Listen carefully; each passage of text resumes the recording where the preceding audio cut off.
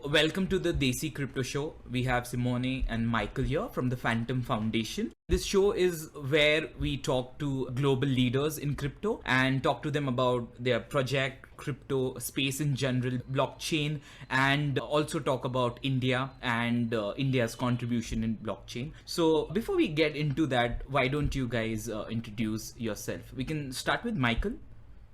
Yeah, thank you so much for having us. Well, you said global leaders. I don't consider myself a global leader, but I think I build pretty okay stuff in general. But a little bit of background about myself. Been chief marketing officer at Fantom for like 2 years. Been at the foundation itself for 3 years, shortly after it was started.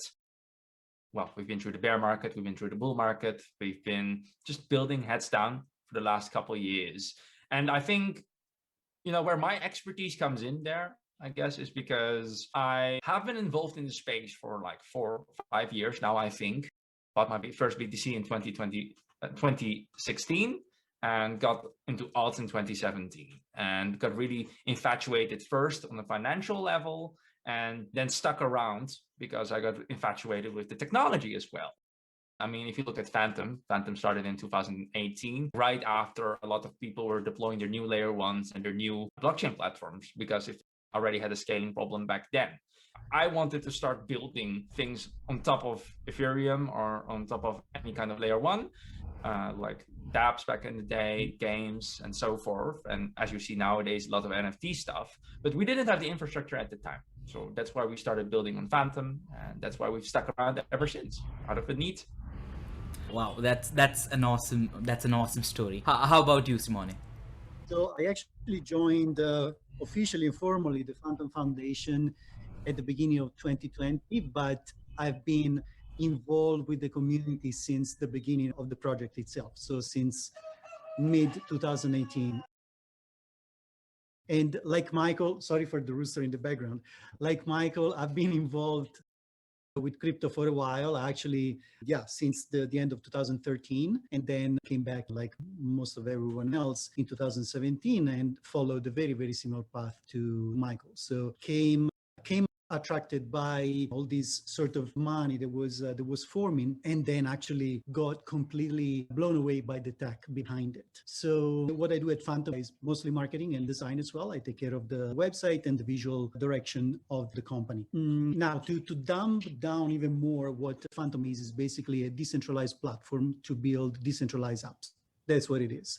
So in the future, we really believe that the internet will be a big decentralized thing, which means permissionless, which means that it doesn't require any permission, or there's no central entity that governs or control things. And we've seen already things moving in that direction. For example, with Twitter, there's been a few controversial moments, but I really believe that as humanity moving towards that kind of future and being in this space at this time, it's super exciting. Hey, that's very nice to hear. So you brought up decentralized apps, right? So I think I'll just probe more because I remember reading you guys are very pro DApps or decentralized apps. So can I just ask you why decentralized apps are necessary and what are you guys doing to make that ecosystem better?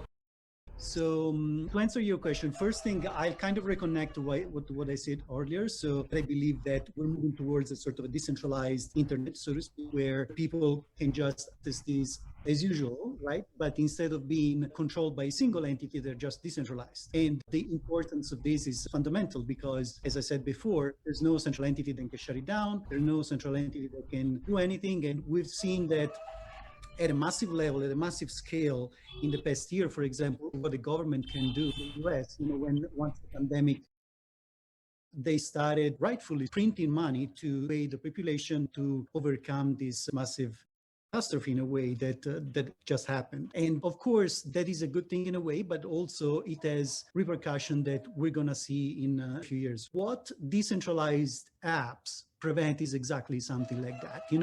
Software, they're governed by software. So software is not corruptible, is not editable unless it's been decided by the majority of people. That is the sort of the DAO movement, so to speak, that has come out in the past couple of years. So this is kind of the importance of the DApps. And in the future, I really don't think we're gonna see any actually differentiation between DApps or apps. People will just download or use applications and they will be just DApps. Doesn't matter. And same thing, wouldn't know if they run on Fantom, they run on any other chain, it will just work. And right now we're such at an early stage of this technology that of course we're very passionate about different protocols, everything, but we use everyday technology that is built on different protocols. So for example, using Zoom right now, and I don't know what protocols we're using, but it just works. I know that I click on Zoom and I can talk to you, you're in India, I'm not, and Micheal is somewhere else. This is magic in a way. And I believe that sort of magic will also happen in blockchain.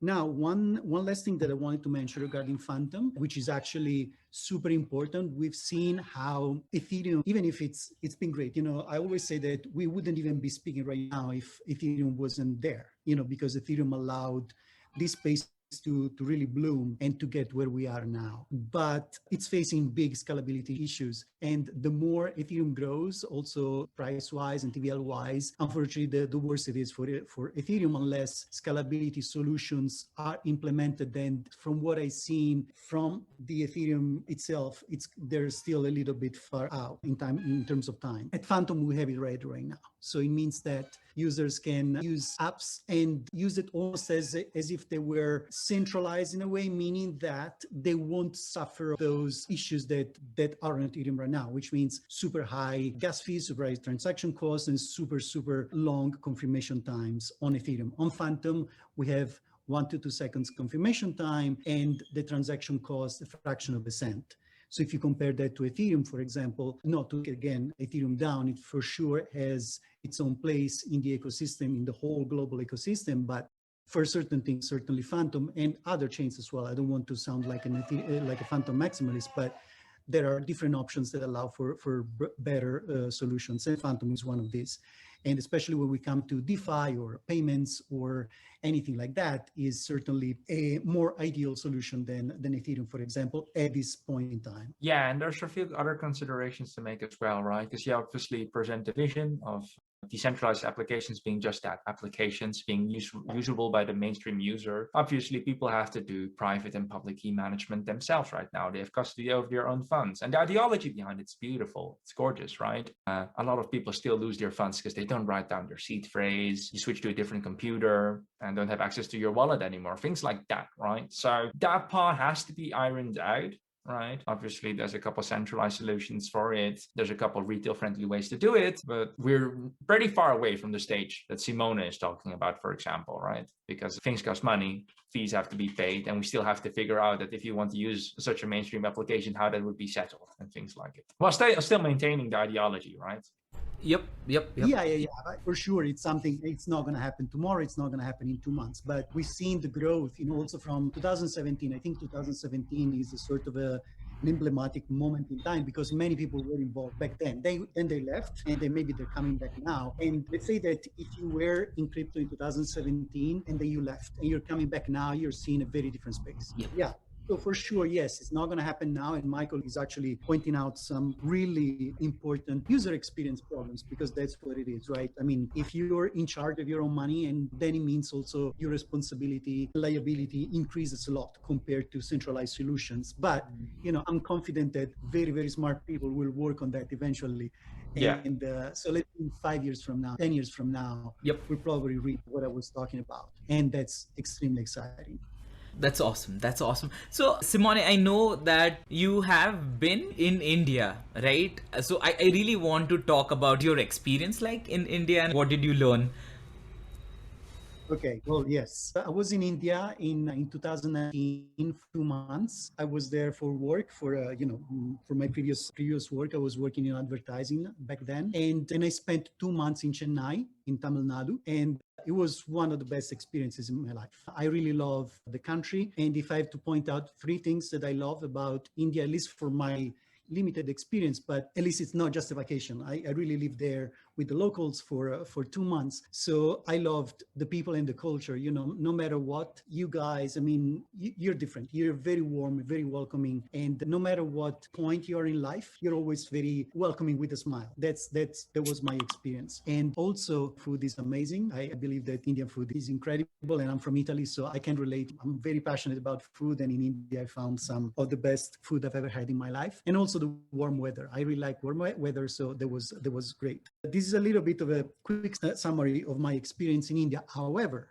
I can tell you that after spending 2 months there, I am super bullish on India. I think it's a country that is going through an incredible growth, both culturally, but even more so technologically. What I've seen is that people are so technologically advanced. It's a very young country. People use smartphones every day. They use smartphones to pay, to send money to each other, to order food online, to get delivered, and all this kind of stuff. And if I use Italy as a comparison, these things in Italy don't happen right now. So under that aspect, India is way far beyond Italy. And of course, India is a land of different realities, so to speak. So there's a lot of things happening in India. But yes, what I've seen technology-wise, it really blew me away. So I have no doubt that India can be at the forefront of this sort of new digital revolution that we're seeing right now. And I know that the Indian government sometimes, wants to ban cryptocurrencies, and then they change their mind. There's a little bit of this back and forth, but I'm sure that eventually they will embrace the blockchain technology as a whole, and they will allow it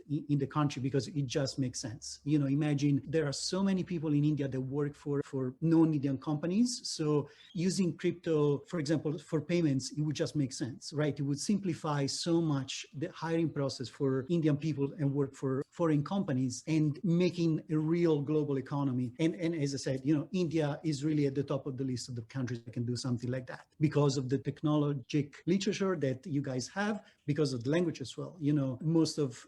English is still a kind of the Indian language, kind of global for the different states, even if you have so many different languages. But I would say that at least the young population is English speaking pretty much. So I think that's a huge advantage over a lot of other different countries. And that actually brings me to also, if you allow me, to what we're doing in the region. We're doing a lot of work with the Afghanistan government, and we have currently 3 pilot programs going on with the Ministry of Health, the Ministry of the DApps, which is the National Energy Company for Afghanistan, and the Chamber of Investment and Commerce in Afghanistan, and more things are in the works. So recently, actually, a few days ago, also came out that Ukraine is going to adopt some technology that is going to be built on Fantom. And we have some other stuff that is going on that we can talk yet right now. But, seeing our work also outside of the purely on-chain stuff that we talked about, so the DeFi, the DApps, all the kind of stuff, but at Fantom, we also focus on the real world adoption of blockchain technology. And so anyway, to kind of close the circle here, so going from Afghanistan to Ukraine to other countries, and eventually it would be a dream for me personally to also come to India and do something with the government of India to really leverage blockchain technology to make people's lives better, meaning that to increase the efficiency, to increase really to add value to people's lives. That's just so awesome to hear. So, we read so much about these projects, and like you said, most of the people are doing a lot of on-chain stuff, and you guys are actually working with governments and making things better in real life. That's just so amazing to hear. Of course, right? So I'm honestly looking forward on what India as a country can do to innovate and embrace blockchain. Micheal, do you have any kind of opinion about India or the ecosystem? Obviously there's a big population, and the bigger a population and a society and a community grows, the harder it is to manage, right? When it comes to the levels of, maybe sometimes corruption, or sometimes managing systems across each other, right? Because if you have a lot of population, you have a lot of different departments and ministries, things don't always work equally well together. It's hard to coordinate. And I think technology and software and blockchain technology in that case is a pretty ideal solution, right? It's super transparent. You submit data once and it is intemperable. You can never change it, right? right? It brings some clarity in a chaotic kind of lifestyle and a chaotic kind of society sometimes. And that counts for any kind of government in the world. The question often is, do they really want public blockchains, right? Because a lot of these regulations about banning crypto and banning tokens, so to say, it's not about banning blockchain. The opposite, right? They usually embrace blockchain tech, like South Korea is the same, right? So they've always been doing pilots for smart city stuff, IoT stuff, and so forth, as long as I've been crypto. But they've banned Bitcoin, or so-called banned Bitcoin a couple of times, and the exchanges associated with it, well, more than I can count. I think a lot of governments right now aren't ready yet to dip their toes into public blockchain. A lot of them want to play with R3 Corda and Hyperledger first because they feel like they have some level of control. But it's good, right? It's like the gateway drug, it's the entry drug, right? If they play with R3 Corda a bit and a bit of Hyperledger, then making the step towards Fantom or an Ethereum becomes much easier rather than going in fresh and green, so to say. Yep, I completely agree. But it's really nice to see some of the governments actually embracing and working with you guys. So that, I think that helps. Like you see one country doing it and then people go on a Fomo mode, right? Hey, they are doing it, why aren't we doing it? So like how just the institutional investors just came in the entire crypto ecosystem in 2020. I think that FOMO will be there in government as well, right? Like, so I'm looking forward for that to happen. That's the chicken and the egg thing, right? Yes. Nobody wants to be first. It's with Tesla, like they put Bitcoin on their balance sheet and now everybody's putting Bitcoin on their balance sheet. Yep. So someone had to do it, right? Michael Saylor had to go out and be that guy. So some government will surely do it.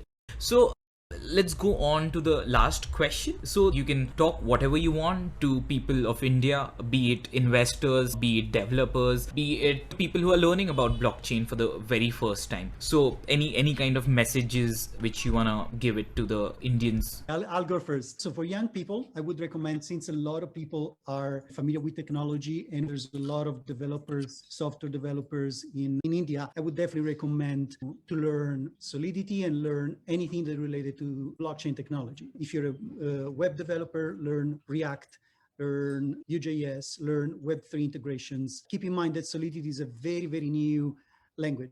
So if you really want to learn it in 2-3 years, you're going to be among the very, very few that globally that actually know how to program in Solidity. A more general recommendation is to actually learn what money is and how money works in society and how to become independent in a way from the general idea that people have about money. So it means how you can become sovereign of your own money, because that's super important. A lot of people, unfortunately, I would say almost everyone, don't really know what money is and how money works. And I would say spend some time to learn about money. And it just means, read a couple of books very well. And I would say that's the very, very first important step to do, not just for blockchain, but for yourself. I think it's something that is invaluable. Yeah, I would say that's it. And in general, keep your mind open, absolutely, and dream, because what we're doing right now with crypto and blockchain wouldn't have been possible if people like Satoshi or Vitalik or also Andre wouldn't have dreamt and imagined things that weren't possible back then. Wow. Michael, what do you have to say? My message is really simple, man. Come in here and help us build, because there's so much opportunity in this space, right? And just don't just be a user, right? Being a user is fun, but building things, that's the most satisfying thing of them all. Like, we're needing good young developers, we're needing good marketing people, we need good UX people, because right now we don't have the manpower. At Fantom, we don't have the manpower, and in the space in general. So everyone is welcome. So please. Wow, awesome. So I mean, of course. Yes, you're saying something, Simone? Yeah. One last thing, actually, I forgot that. Michael is absolutely right. There's actually a huge scarcity of talent in the space. Mm-hmm. So if you're a developer of any kind, if you're UX UI designer, if you're a designer, if you're a graphic designer, if you're a writer, I mean, all these roles, there's massive opportunities in crypto. So if you don't have those, if you're not still up to a good level, invest in yourself and some time refining those skills, and you for sure will find the job in this. And actually, I want to also say a big thank you to our web dev team, because I almost forgot about it, but I want to make sure to mention them, because our web development team is based in India. They're from Chandigarh, and Thank you, Ria, and the rest of the team. They're doing an amazing job with maintaining the website and keeping everything up to date. So special thanks to them, and also to show our support to India with, we have part of our team, and I'm very happy. That's awesome. So we'll close the show with a thank you to both of you for coming. We will link to your social media and Discord channels in the title. And anything else you guys want to say? No, thank you so much for having us. Right, It was a handsome you. conversation. Yep. And yeah, maybe we'll see you someday in the region, right? When we're around. Sure. Or in one of the conferences. I'm not sure if we're going to see any of those anytime soon, but one can hope.